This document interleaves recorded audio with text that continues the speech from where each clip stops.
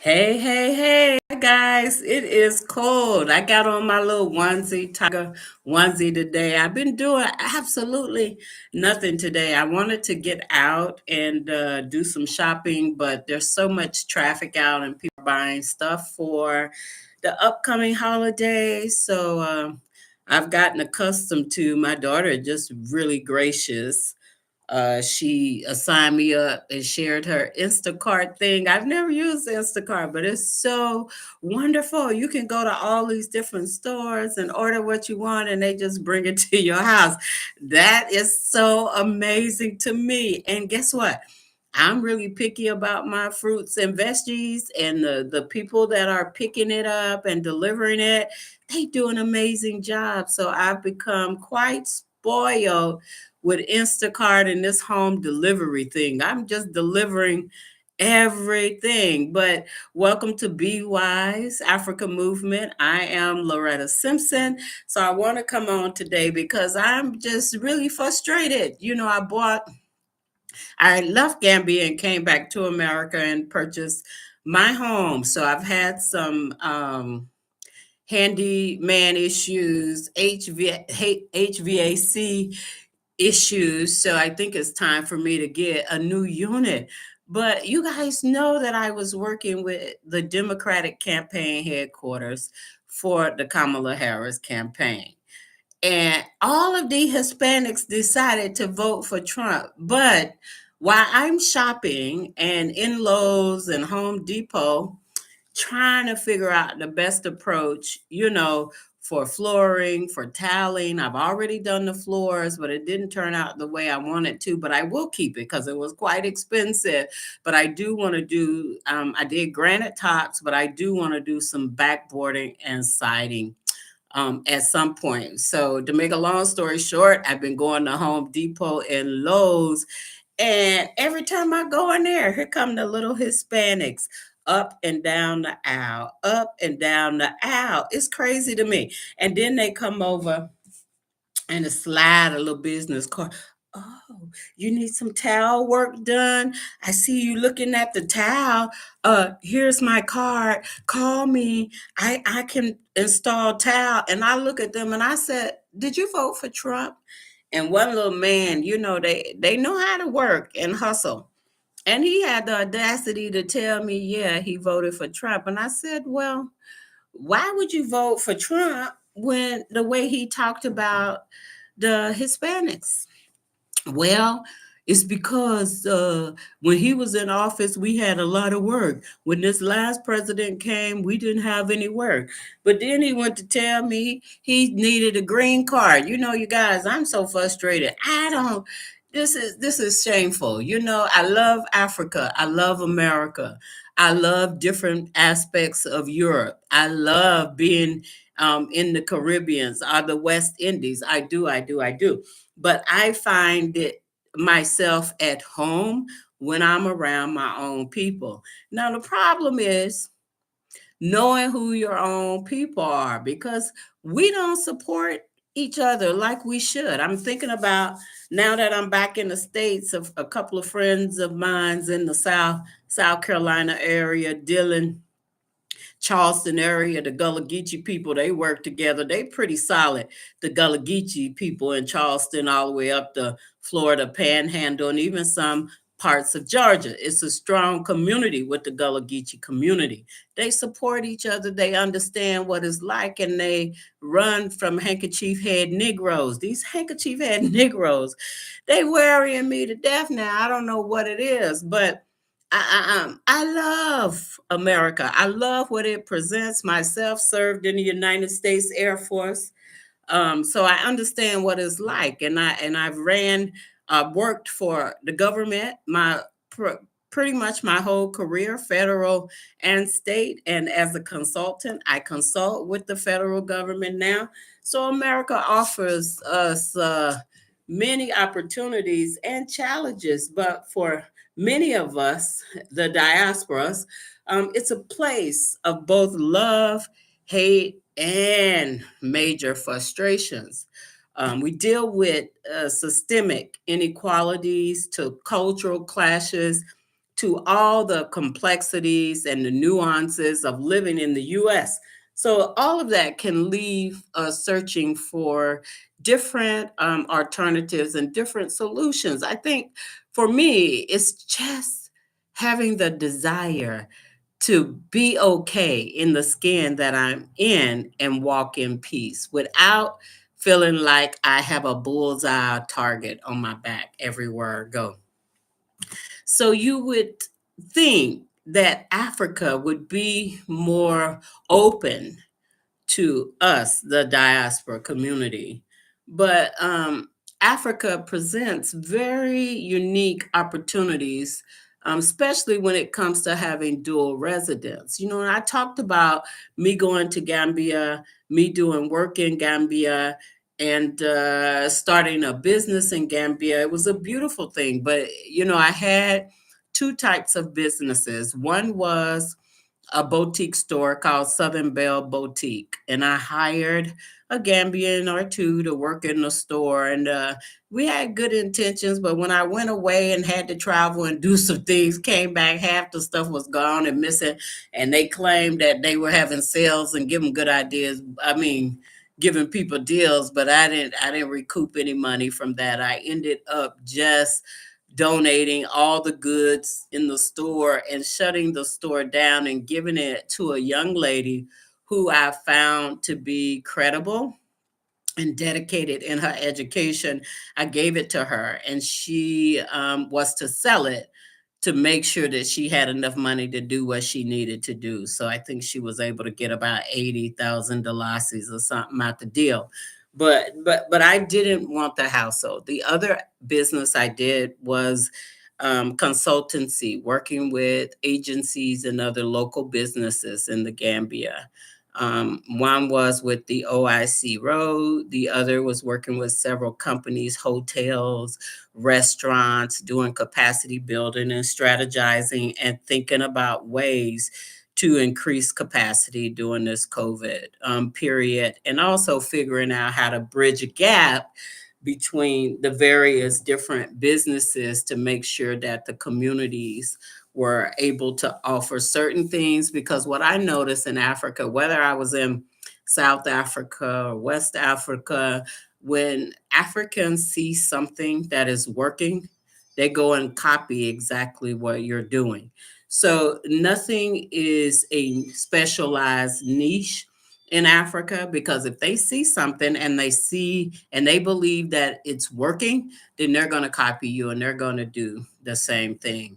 So Africa presents the diaspora with many, many challenges. And I think it's important for us to seek opportunities that offer not dual citizenship, but dual residence. Because I like the freedom and the flexibility of being able to come back and forth, you know, because Africa doesn't have the healthcare system that we're used to, accustomed to. So we need certain things. Now, as much as I love Africa and being back in America, I now can say that, you know, I love traveling anywhere abroad. I love Africa. It is home for me. It is my peace, but I can only take it in bits and pieces. And I've learned that since I've returned to the States in 2023. So, you know, when we're looking at Africa as a home away from home, we need to understand that it's offering a rich culture. That's my Ring camera going off. Somebody's outside. So it offers a rich culture.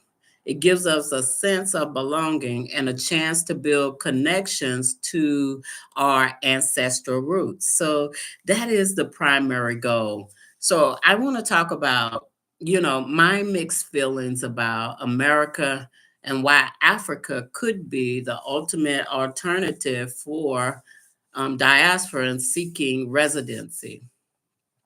We'll talk about the advantages of reconnecting to our roots, and we'll talk about affordability, maybe looking at some cultural unity aspects and a chance to escape the levels of microaggression and stress of the Western life. So, is Africa the solution? Is it the answer for us? Let's talk about the conversation and let's weigh the pros and cons to why Africa can be a solution and why Africa is not a solution. So, literally, it's America versus Africa, our diaspora versus Africa. So, there is a slight or huge difference in different types of diasporas. We are not all cut from the same cloth. And I think one of the biggest mistakes that we make is when we go to Africa and assume we make these assumptions that they want us there and they're going to accept us wholeheartedly. But that's not the case. You know, they have so many issues that the country is dealing with and grappling with.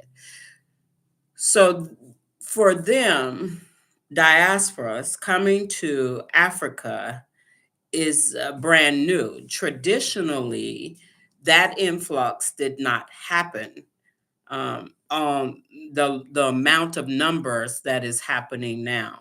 Traditionally, the types of people that migrated to Africa was Europeans and Arabs. So they were able to open all the grocery stores, some of the gas stations, restaurants, but not us as a people. So we struggle.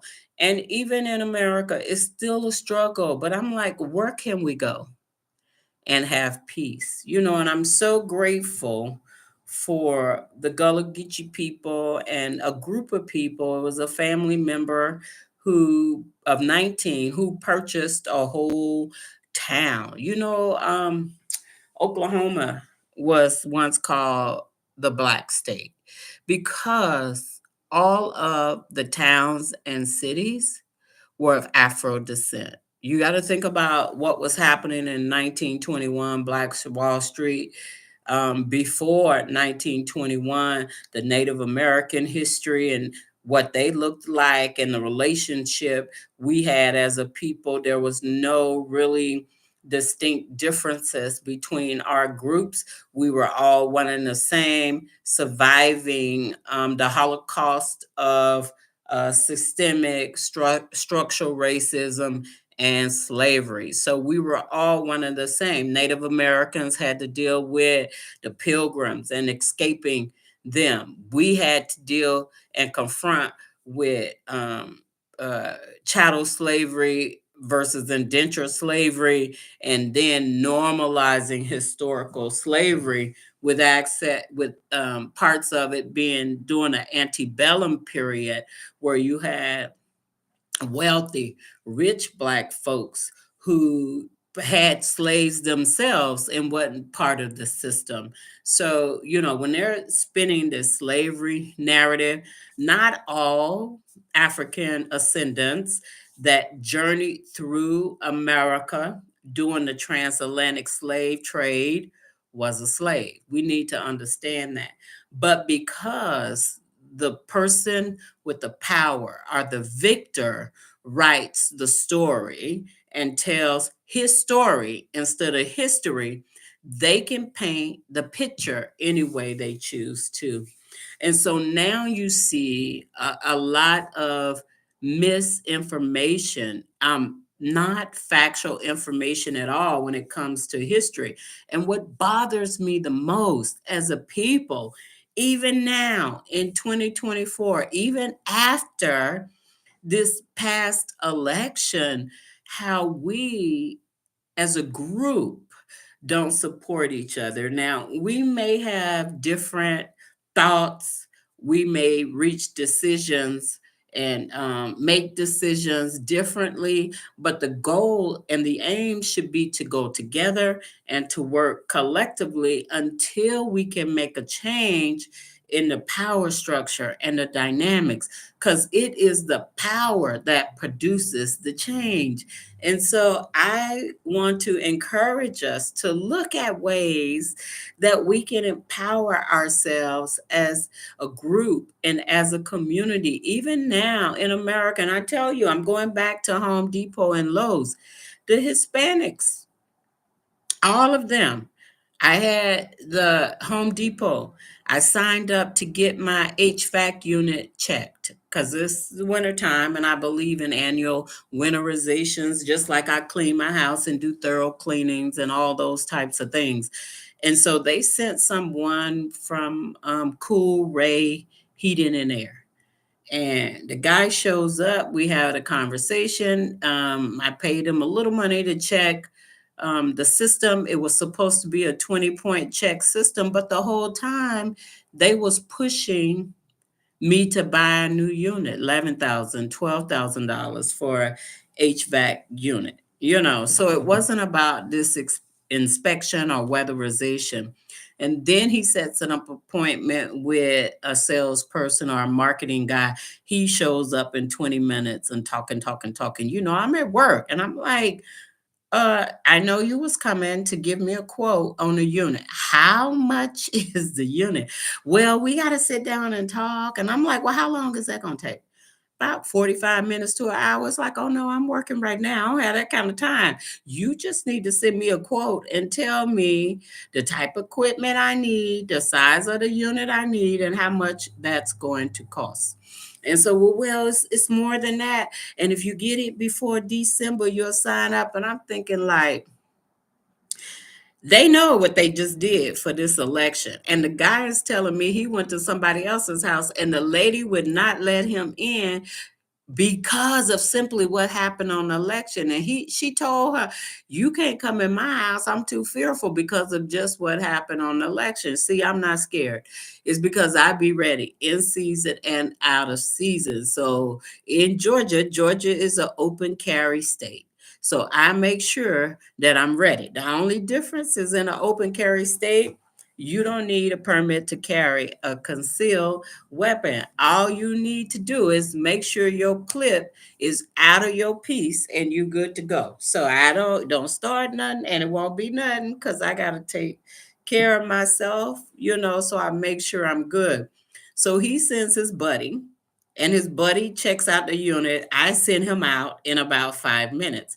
And so today, I had some floors installed, and the guy didn't seal the bathroom properly downstairs. So I'm having some water damage going on downstairs. And so I called a plumber. Lo and behold, here comes a Hispanic guy.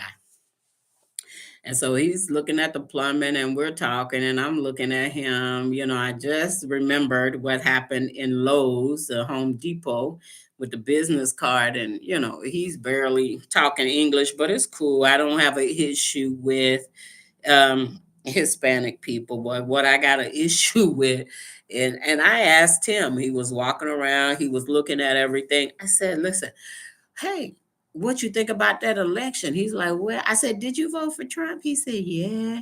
And he said, my son voted for Trump and this and that. And then he started talking about a green card. I said, well, how you vote? And you don't even have green card.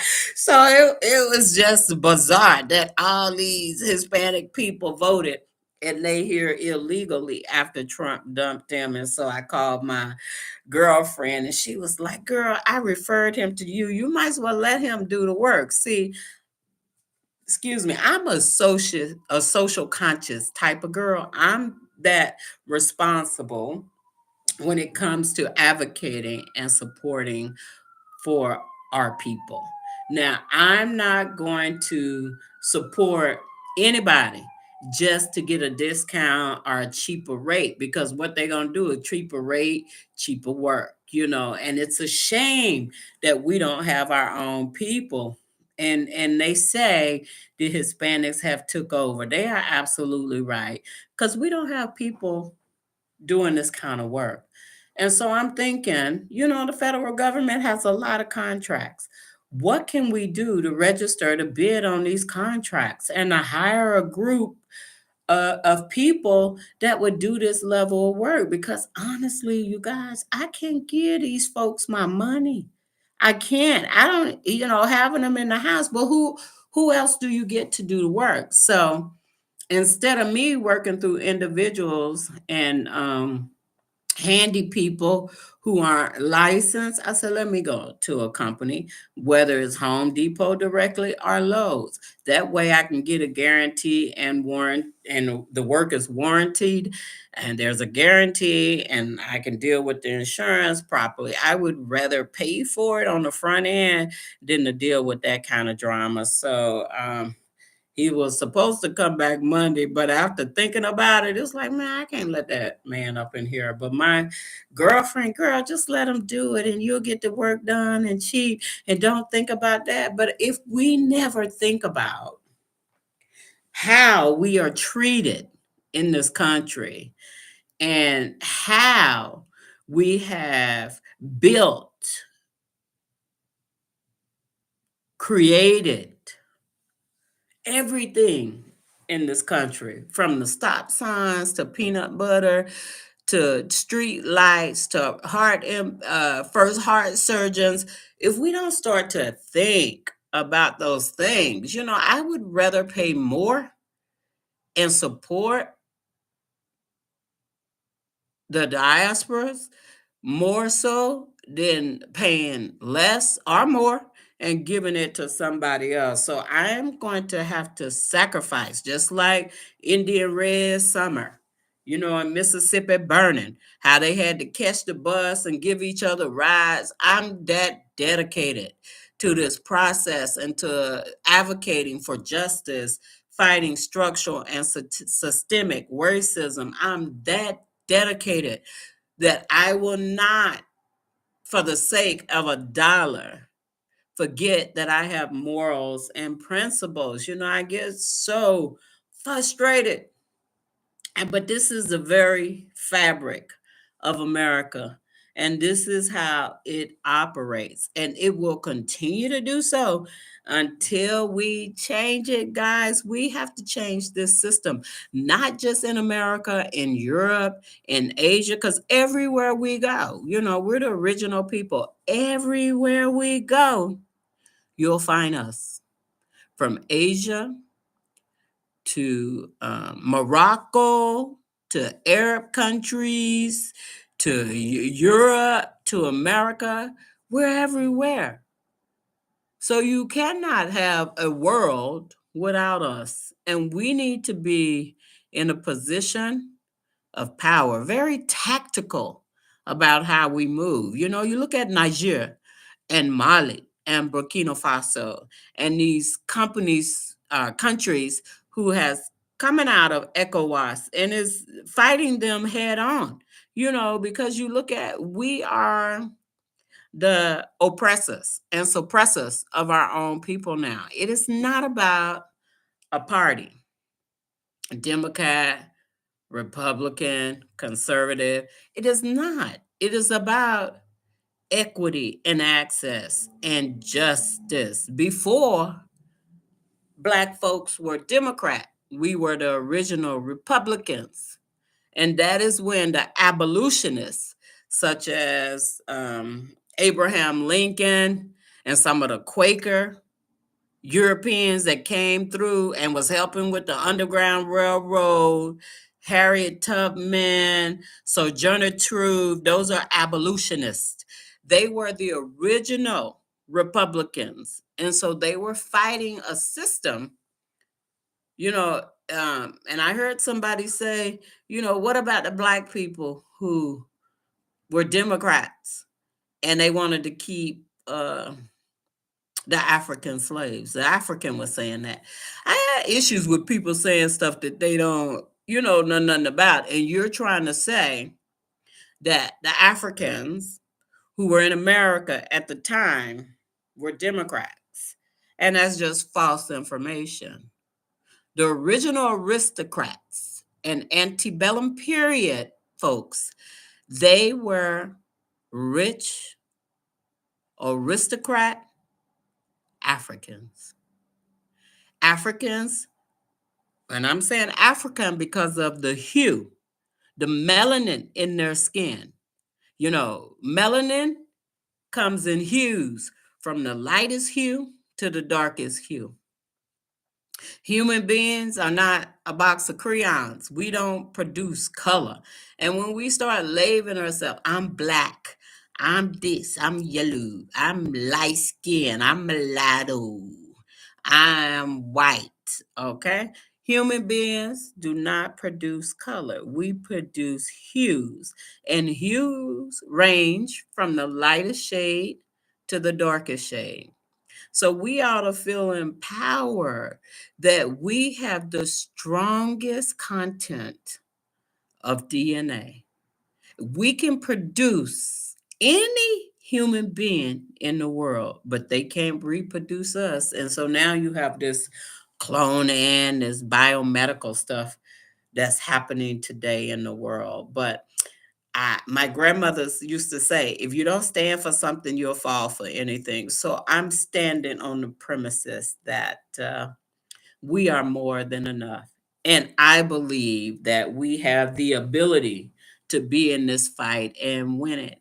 Now, you can't be scared when you're in this fight. You can't be a scared cat. You can't be a wimp. You can't be a sissy. You have to lay it on the line. And if you're not sure about your fight, sometimes you have to go along to get along. The majority wins the vote, baby. If you want to be on the side of making sure that we get some power and sustainability, then sometimes we have to make some sacrifice. Not sometimes, all the time. We're going to have to make some sacrifices. But y'all, that's my gripe today. America's getting on my nerves. I done got my passport. I'm gonna go wherever I'm going. Maybe Italy in 2025. I was invited there to do some work, so I may go there to do some work.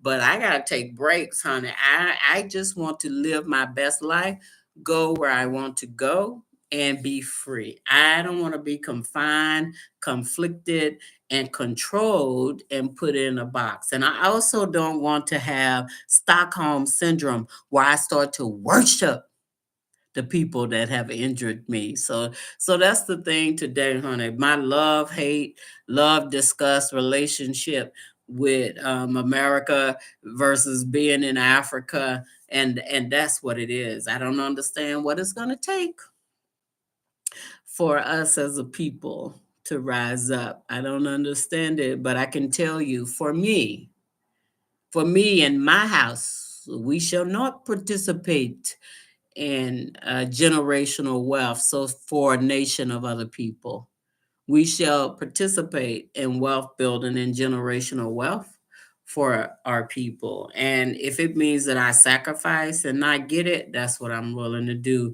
So this guy coming on Monday, he's gonna have a rude awakening. I ain't gonna even answer my phone. I ain't letting him come back. This Hispanic guy that voted for Trump and he can't even speak English today. You think I'm letting him come back? No, he can't get 5 pennies for me, not even 2 nickels to rub together. I'm not letting it happen. You guys, we just need to do better. I'm like, today is a crazy day. So I've just been in my little onesie all day, washing and cleaning. I went to the farmer's market, so I came back to clean my veggies and all of that. So I'm just meditating and focusing and hoping you're well, I'm well. Thank you so much for spending time with me, watching my videos. You know, I try to do as much as I can to put the right information out, but what I won't do is lie and create false information just to put it out there. I think we should be focused on collective work responsibilities and creating spaces for us to have serious conversations and to know where we are. And until we can do that, we're going to continue to suffer and continue to have issues. I love you. I hope you love me. And that is the aim. You know, it's going to be, it's not about money. It's going to take love and respect for us and one another to move the needle forward. It is love, it is not money. So you've seen it. You can pour your money.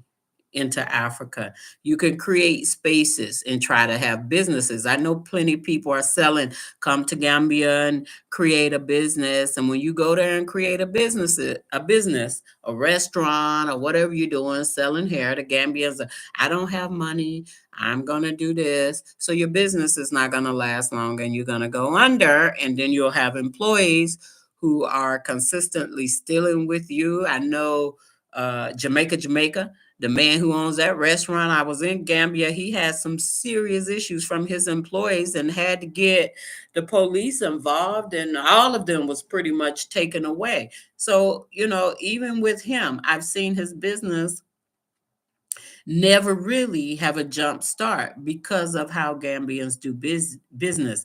They'll see something new, they'll try it, but they're going to be jealous and they're not going to patronize your business even though they like it. They're going to go somewhere else because the average Gambian is not spending six, seven, $800 the lassies for a meal, 2 or 300 at the max, which is what is it? When I was there, for every $1, it was 72 of their dollars. So it's not a whole lot. You know what I mean? They can't afford to go sit down and pay $10 or $700 a meal. For 10 US dollars, that is 700 Delacies.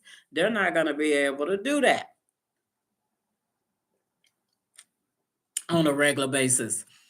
And if you have a business, they gonna destroy it. They will see how you run it, try to open it themselves, come patronize your business, and then go away. So the only business you really can have in Gambia is to do some consultancy and source your work out. So that way you're not stuck in any environment and you're not buying goods in exchange for some level of service because it's not going to work. It's not going to work. And the way we eat and cook our food is totally different. So even if you did like a simple hot dog venue or something, they're not gonna want that because they for breakfast they have the traditional bread, tapalapa, with some mayonnaise. And if they're lucky, they might get, if they feel like it, put an egg in there, put some mayonnaise, and have tapalapa and mayonnaise, or tapalapa and a piece of bread. And then for lunch, they may have tapalapa with a can of sardines or something in there. And, that's a 75 Delacies.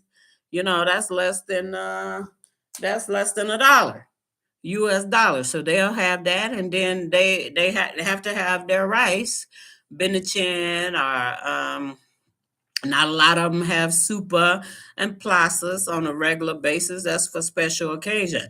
But they'll have their imbal or something like that, and then they move on. But they're not eating in the restaurants like that. They eat at home, and traditionally, they live on a shared compound. They don't live in individual houses. The only time they get to experience that is when a foreigner come and they bed them and they get away from the house. But that doesn't mean that they don't have connection somewhere else. Many of them are married, have children. Their wives will pretend like they're their sisters or different things like that. And you'll be at the house entertaining the wife, the children, and yourself. And you're thinking, that's his sister, that's his auntie. Stop it, stop it. I think we need to wake up and stop playing around and selling ourselves short. Love, love is emotion. I've never believed in love at first sight and all of that. I believe respect is earned. And once you respect and trust someone, then that's love. It is you're building a relationship. And love is the thing that is the catalyst that pulls you to the next relationship. So the goal is to be able to have someone that respects you and honors you. That is love. So if you're looking for love in all the wrong places, that's what you're going to get. Wrong places. So I just want to encourage you guys and to say that, yeah, it's hot and heavy here. Psychologically, there's a lot of energy in the air in this country. And it's not just here. I had to renew my passport yesterday. And so America used to have be the number one passport. Now we've been kicked down. I think we're around nine, 8 or 9, somewhere up in there. And a lot of countries, because of this election, and all the fraud that took place and the issues that took place in this election in Scotland and different places of Europe, they don't want to be associated with white Europeans. They don't. And so now a lot of countries saying they don't want Americans in their country. And it's hard for Americans to be get visas in that country. So I'm just taking my passport and doing what I can to make it work. Well, okay, guys, thank you. I'm just coming to share with you that it's rough wherever we are in the world. It's a challenge and it's difficult, but we are stronger together than we are apart. Thank you so much for subscribing and watching Be Wise Africa Movement. I'll see you on the next go round. Take care.